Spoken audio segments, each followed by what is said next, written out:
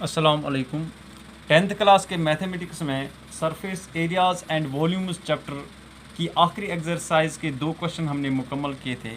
अब हम तीसरा क्वेश्चन करने जा रहे हैं।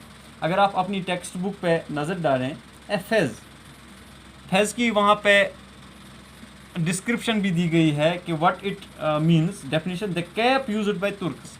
तुर्क जो कैप यूज़ करते हैं उसकी शेप कुछ इस तरह से होती है।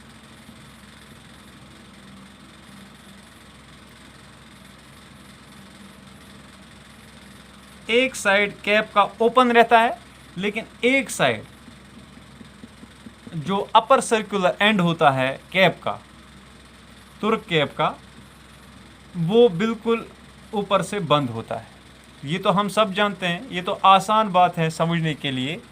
अगर हम देख लें कि ऐसे अगर कोई कैप होती है, मतलब इस जैसे कि मार्कर की कैप है, तो कैप का जो ऊपर का साइड है ये बिल्कुल बंद है और नीचे का साइड जो है ना ये खुला है। तो इस शेप में अगर हम देख लें, हमें कुछ डिस्क्रिप्शन भी दी गई है कैप की। Shaped like the frustum of a cone, see figure 13.24। If its radius on the open side is 10 centimetre. यहाँ का जो रेडियस है वो है 10 centimetre. Radius at upper base is 4 centimetre. जो अपर बेस है उसका रेडियस है 4 सेंटीमीटर। तो ये तो इससे कम होगा ही, क्योंकि फ्रस्टम ऑफ कून में एक साइड चौड़ा और एक साइड उससे कम होता है। And it slant height is 15 centimetre. Slant height भी दी गई है 15 centimetre L. Find the area of material used for making it. तो जब हमें इसका टोटल सरफेस एरिया पता चलेगा तो हम वही होता है कि इसमें कितना मटेरियल लगा है, ठीक है ना। तो मटेरियल जो इसको बनाने में लगा है वही हमें निकालना है। Material used for making it, material used, that will be equal to curved surface area of this cap plus ये जो बेस, चूंकि बेस साइड में ये बंद है तो इसका भी सरफेस एरिया ऑफ बेस, ठीक है ना, या क्लोज्ड साइड।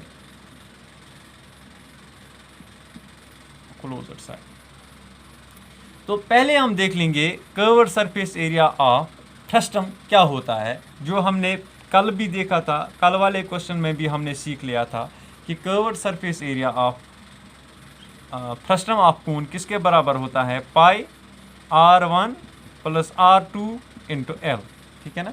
और इसके अलावा जो ये बेस है अपर बेस, इसका भी एरिया वो होगा पाई r2 स्क्वायर, ठीक है ना। अगर हम इसको लें r1 और इसको लें r2, तब pi r1 plus r2 into L, this is the curved surface area of the frustum of cone, plus pi r2 square, क्योंकि इसमें एक साइड क्लोज्ड है और एक ही साइड ओपन है।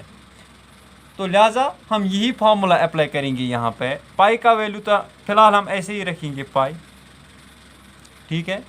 r1 कितना दिया गया है 10 सेंटीमीटर्स, और r2 दिया गया है 4 सेंटीमीटर्स, और L दिया गया है 15। अब देखिए ये कितना आसान क्वेश्चन है, यहाँ पे तमाम चीज़ें हमें लगभग वहीं से दी गई है। प्लस पाई r स्क्वायर, पाई को फिलहाल हम ऐसे ही रखेंगे, into r square, sorry r2 square, that is 4 into 4 that is 16। मैं डायरेक्टली यहाँ पे 16 लिख रहा हूँ। तो अगर आप देख लें यहाँ पे ये pi 10 plus 4 that is 14, 14 into 15, यहाँ पे हमें करना है actually 14 into 15 plus pi into 16, ठीक है।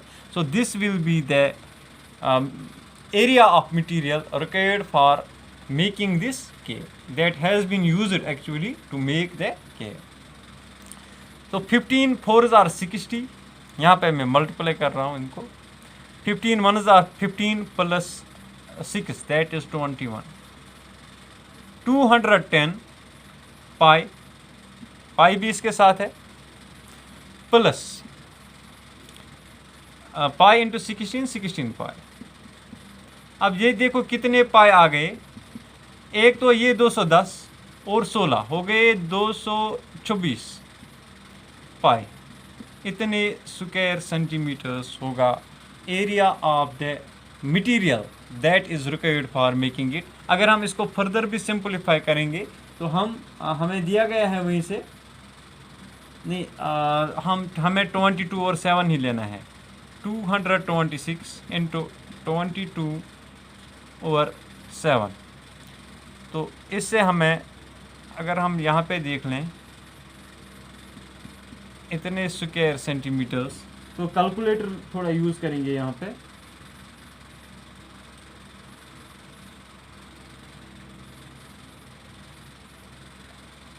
टू टू सिक्स इंटू 22 कितना होता है 4972 डिवाइडेड बाय 7, इतने स्क्वायर सेंटीमीटर्स। ठीक है ना। अगर मिक्सड फॉर्म में भी लिखें 7 7 7s are 49, ठीक है ना, 7 1s are 7, तो यहाँ पे 0 आएगा, उसके बाद पॉइंट। तो हमें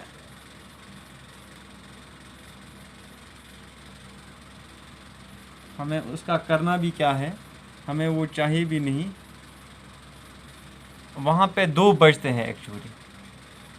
तो हम ऐसे लिखेंगे 7 इंटू 710 दैट इज़ 4970, और इसमें से 2 बचते हैं 710 plus 2 over 7 square centimetre. So this is the area of the material that has been used for making this turk cap.